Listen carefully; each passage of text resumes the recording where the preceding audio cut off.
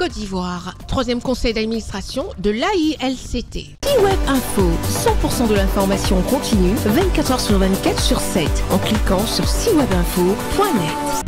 Le ministre d'État, ministre de la Défense, M. Téné Birahima Ouattara, a présidé le troisième conseil d'administration de l'Académie internationale de lutte contre le terrorisme de Jacquesville et a vu la participation de tous les partenaires financiers et académiques. Le bilan des réalisations pour l'année 2024 a été examiné attentivement, puis les perspectives sont mises sur la table des échanges. Selon le ministre d'État, l'on retient un bilan positif de ces 3 premières années. En 3 ans, l'Académie a fait un grand pas en matière de formation de lutte contre le terrorisme surtout. Parce que c'est là donc la vocation de l'Académie, de prévenir, de légiférer en matière donc de terrorisme. Et tout ceci se fait dans un bon esprit. L'Académie a 4 défis importants à relever. Le projet de labellisation pour donc bénéficier de l'excellence de l'Union africaine. C'est aussi donc les conditions de vie et de travail du personnel sur le site. Il y a des formules de formation que nous voulons enrichir, intéresser un maximum de pays africains à adhérer à l'Académie. De 2019 à ce jour,